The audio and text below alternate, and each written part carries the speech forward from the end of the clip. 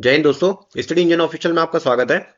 आज हम इस लेक्चर में बात करेंगे इंपॉर्टेंट करंट अफेयर्स के बारे में। जी हाँ दोस्तों, आने वाले जो रेलवे के एग्जाम हैं जो कि एएलपी टेक्नीशियन के हैं जो कि 25 तारीख से स्टार्ट हैं, और जो जेई का एग्जाम होगा और एनटीपीसी और आरपीएफ एसआई और कांस्टेबल का जो एग्जाम होगा उसमें जो इंपॉर्टेंट करंट अफेयर्स आपके पूछे जा सकते हैं वो हम इस लेक्चर में कवर करेंगे। इसमें दोस्तों मैं आपको जनवरी 2024 से लेकर अक्टूबर 2024 तक के जितने भी इंपॉर्टेंट करंट अफेयर हैं उसकी मैं ये क्लास 1 लेके आया हूँ जो कि इसमें हम कवर करेंगे। चलिए स्टार्ट करते हैं। देखिए बात करते हैं पहले क्वेश्चन की। लिखा हुआ है, हाल ही में नायाब सिंह सैनी किस राज्य के दूसरी बार मुख्यमंत्री यानी चीफ मिनिस्टर सीएम बने हैं। तो देखिए नायाब सिंह सैनी की बात करूं तो ये आपके हरियाणा राज्य के दूसरी बार सीएम बने हैं। ठीक है दोस्तों, पंजाब की बात कर लें तो पंजाब के सीएम कौन है। तो पंजाब के सीएम जो है वो भगवंत मान है। कौन है? भगवंत मान हो गए आपके पंजाब के सीएम। और ये किस पार्टी से बिलोंग करते हैं? ये आम आदमी पार्टी से बिलोंग करते हैं। एमपी की बात करें, एमपी के सीएम कौन है? तो जो मध्य प्रदेश है उसके सीएम है मोहन यादव जी। कौन है? मोहन यादव जी हैं जो कि भारतीय जनता पार्टी यानी बीजेपी से बिलोंग करते हैं। असम की बात करें तो असम के सीएम कौन है? तो हेमंत विश्व शर्मा। कौन? हेमंत विश्व शर्मा जो है वो आपके असम के सीएम है। तो ये भी इंपॉर्टेंट है और ये भी बीजेपी से बिलोंग करते हैं। हरियाणा की बात करो तो हरियाणा का मैंने बता दिया, नायाब सिंह सैनी आपके यहाँ के सेकंड टाइम, इनका सेकंड टर्म है जो कि यहाँ के सीएम बने हैं, और ये भी जो है वो बीजेपी पार्टी से बिलोंग करते हैं। तो ये भी याद रखिएगा, इंपॉर्टेंट है। आगे बात करते हैं।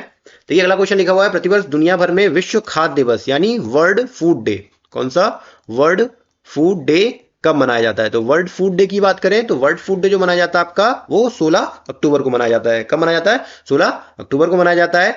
और 15 सितंबर की बात करते हैं, जो अगला ऑप्शन है, इस दिन क्या मनाया जाता है? तो इस दिन नेशनल इंजीनियर्स डे। कौन सा? नेशनल जो आपका इंजीनियर्स डे इस दिन सेलिब्रेट किया जाता है। जो आपका इंपॉर्टेंट है, ये जो एम विश्वेश्वरैया है उनकी याद में इंजीनियर्स डे मनाते हैं हर साल 15 सितंबर को। और बात करें 16 सितंबर को, ये भी देखिए इंपॉर्टेंट डे है। तो इस दिन हम क्या मनाते हैं? World ozone day. क्या मनाते हैं? वर्ल्ड ओजोन डे यानी विश्व ओजोन दिवस मनाते हैं। तो ये भी याद रखिएगा, वर्ल्ड फूड डे इंपॉर्टेंट है। कब हो गया आपका? 16 अक्टूबर हो गया। आगे बात करते हैं। देखिए अगला क्वेश्चन लिखा हुआ है, अंतरराष्ट्रीय क्रिकेट में टाइम आउट होने वाले पहले खिलाड़ी कौन है? देखिए अभी हाल ही में क्या हुआ था कि टाइम आउट हो गए थे। देखिए टाइम आउट क्या होता है कि टाइम आउट एक क्रिकेट की शब्दावली है। इसमें क्या होता है कि अगर कोई बैट्समैन आउट हो गया, उसके बाद जो दूसरा बैट्समैन आता है अगर वो 2 मिनट से ज्यादा समय लेता है अपनी क्रीज में पहुंचने तक, तो फिर उसको ऑटोमेटिकली आउट डिक्लेयर कर दिया जाता है। तो ऐसा होने वाले जो पहले खिलाड़ी बने थे वो एंजेलो मैथ्यूज बने थे, और ये श्रीलंका के प्लेयर हैं। कहाँ के प्लेयर हैं? श्रीलंका के प्लेयर हैं।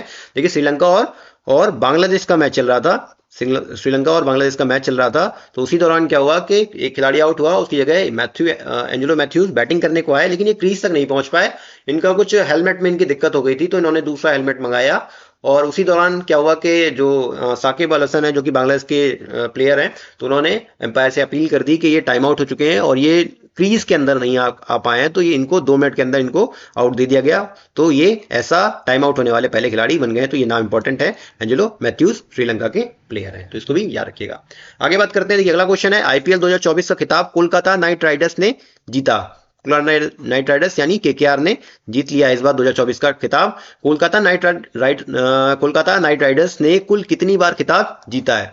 तो केकेआर की बात करें तो ये 2024 में इसका जो खिताब था वो तीसरी बार, यानी अब तक केकेआर ने 3 बार खिताब जीते हैं। सबसे ज्यादा बार खिताब किसने जीते हैं? तो देखिए सीएसके यानी चेन्नई सुपर किंग और एमआई दोनों ने ही अलग अलग 5-5 बार खिताब सबसे ज्यादा आईपीएल के जीते हैं। सबसे ज्यादा सीएसके और एमआई ने 5-5 बार जीते हैं, और कोलकाता ने जो इस बार खिताब जीता वो इस बार जो खिताब रहा वो तीसरा खिताब था। इससे पहले उन्होंने 2012 में, फिर 2014 में जीता, और इस बार 2024 में भी उन्होंने अपने नाम ये खिताब किया। फाइनल में इसने किसको हराया? तो फाइनल में केकेआर की टीम ने सनराइजर हैदराबाद को हराया। विमेन प्रीमियर लीग की बात करें, इस बार देखिए डब्ल्यूपीएल का सेकंड सीजन था 2024 में, तो इस बार जो इसकी विनर टीम रही है वो आरसीबी रही है, यानी रॉयल चैलेंजर बेंगलोर की जो वुमेन टीम थी वो विनर रही है। और इन्होंने जो फाइनल में हराया किसको हराया? डीसीडब्ल्यू यानी दिल्ली कैपिटल वुमेन की टीम को हराया। तो ये भी याद रखिएगा, ये भी इंपॉर्टेंट है, विमेन प्रीमियर लीग 2024। आगे बात करते हैं। देखिए अगला क्वेश्चन है वो है पेरिस ओलंपिक 2024 में भारत के लिए पहला पदक निम्न में से किसने जीता। देखिए 2024 में पेरिस पैरालंपिक हुए थे, उसमें भारत के लिए से पूछा रहा है कि पहला पदक जीतने वाला कौन खिलाड़ी बना। तो देखिए जो पहला पदक जीता था वो अवनी लेखरान जीता। किसने जीता था? अवनी लेखरान जीता था। और इन्होंने जो जीता था वो 10 मीटर एयर राइफल में जीता था। 10 मीटर एयर राइफल का जो इवेंट था उसमें भारत के लिए पहला गोल्ड मेडल भी जीता। देखिए ये जो पहला पदक था वो गोल्ड था, जो पहला पहला पदक भी जीता, और वो जो पहला पदक था वो कौन सा था? गोल्ड था।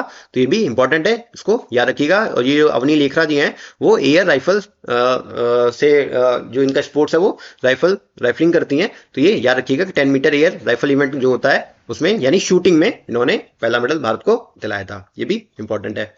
आगे बात करते हैं। देखिए अगला क्वेश्चन है नवदीप सिंह किस खेल से संबंधित है जिन्होंने पेरिस पैरालंपिक 2024 में स्वर्ण पदक जीता। अब नवदीप सिंह की बात कर लें कि जो पेरिस पैरालंपिक 2024 हुआ था उसमें नवदीप सिंह है, उन्होंने जो गोल्ड मेडल जीता, ये काफी इंपॉर्टेंट रहा था। तो ये किस खेल से संबंधित है? तो देखिए जैवलिन थ्रो से संबंधित। किससे? भाला फेंक यानी जैवलिन थ्रो, जो इनका जो स्पोर्ट्स है वो जैवलिन थ्रो है। तो जैवलिन थ्रो इवेंट में इन्होंने नवदीप सिंह ने आपका गोल्ड मेडल जीता था। तो ये भी इंपॉर्टेंट है, इसको भी याद रखिएगा। आगे बात करते हैं। देखिए आगे लिखा हुआ है हाल ही में जारी 2024 की ग्लोबल हंगर इंडेक्स। कौन सी?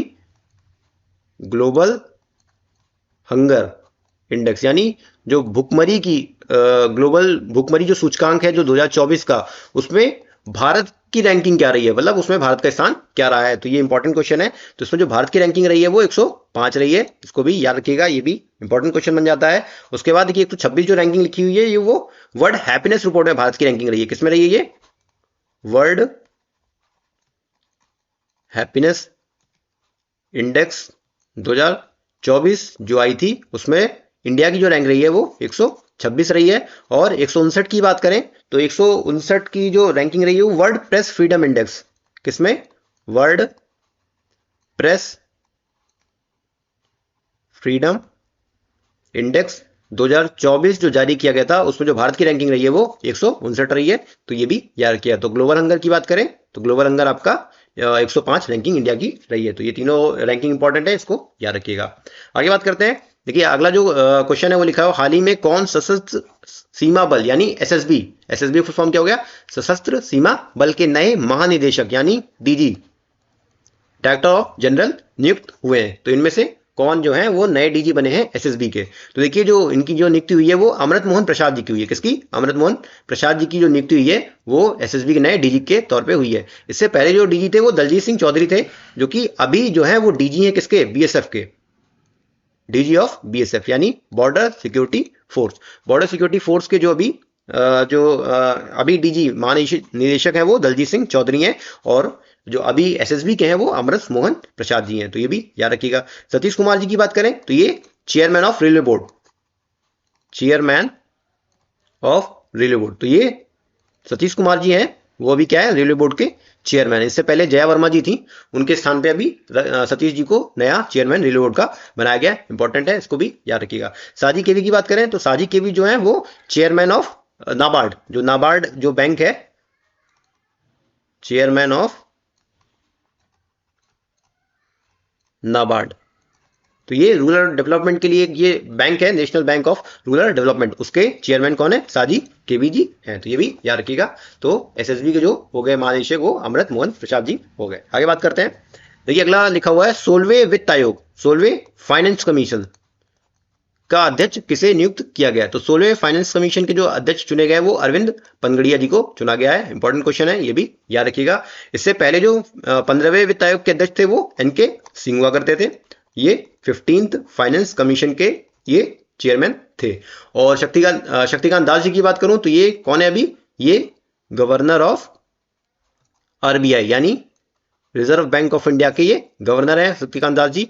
और रघुराम राजन की बात करूं तो ये फॉर्मर गवर्नर ऑफ आरबीआई, मतलब ये आरबीआई के इससे पूर्व के गवर्नर रह चुके हैं। ये मतलब ये जो हैं शक्तिकांत दास ये वर्तमान के हैं, और जो पूर्व में थे इससे पहले वो रघुराम राजन जी थे आरबीआई के गवर्नर। तो ये याद रखिएगा। जो 16वें वित्त आयोग के जो अध्यक्ष हैं वो अरविंद पनगड़िया जी हैं। आगे बात करते हैं।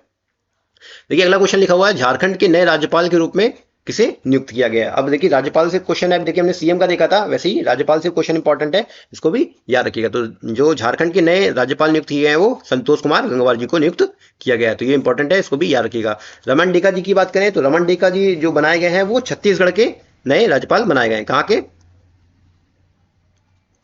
छत्तीसगढ़ के नए राज्यपाल इनको बनाया गया। गुलाब चंद कटारिया की बात करें, इनको कहाँ का बनाया गया? इनको पंजाब का नया गवर्नर बनाया गया। कहाँ का? इनको पंजाब का नया गवर्नर बनाया गया। साथ ही साथ ये प्रशासक बने हैं किसके? चंडीगढ़ के।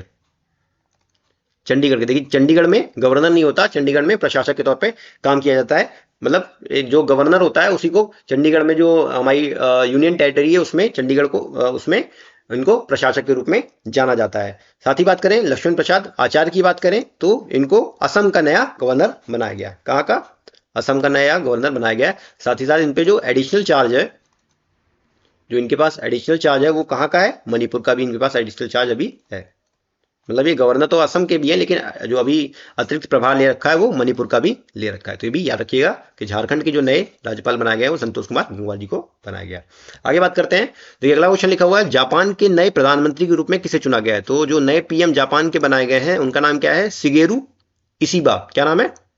शिगेरू इशिबा इनका नाम है। तो इससे पहले जो पीएम थे वो थे शिंजो अबे। ये क्या है? Former PM of Japan. इससे पहले जापान के पीएम थे, तो ये भी याद रखेंगे।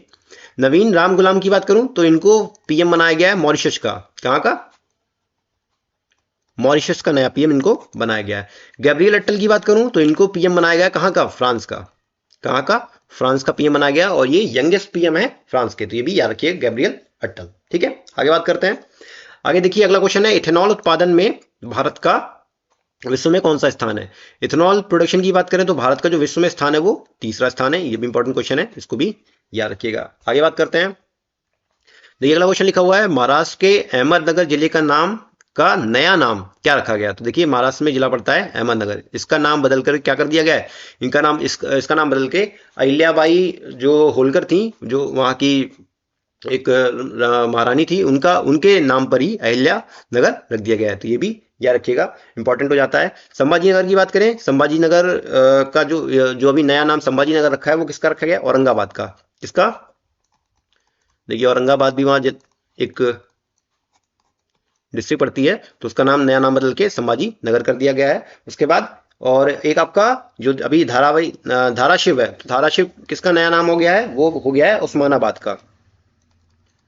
उस्मानाबाद, तो जो उस्मानाबाद नाम है उसका नाम बदल करके धाराशिव कर दिया गया है। तो याद रखिएगा महाराष्ट्र के जो अहमदनगर जिले का नाम बदल दिया गया है वो अहिल्यानगर कर दिया गया, ये इंपॉर्टेंट है।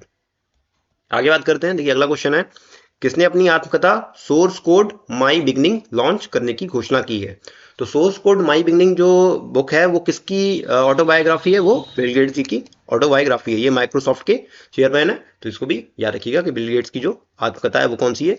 सोर्स कोड माई बिगनिंग। आगे देखते हैं, देखिए अगला क्वेश्चन है, किस एआई एंकर को ग्लोबल मीडिया अवार्ड 2024 से सम्मानित किया गया है? तो देखिए एआई एंकर जो आर्टिफिशियल इंटेलिजेंस चल रही है, तो वैसे ही क्या है, जो न्यूज एंकर होते हैं तो न्यूज एंकर की जगह अब एआई एंकर का यूज किया जा रहा है। तो उसमें कौन सी उस एआई का नाम क्या है? उस एआई एंकर का नाम क्या है? तो देखिए एआई सना, जो उनकी एंकर थी एआई सना थी। ये जो एंकर है इंडिया टुडे की एंकर, किसकी?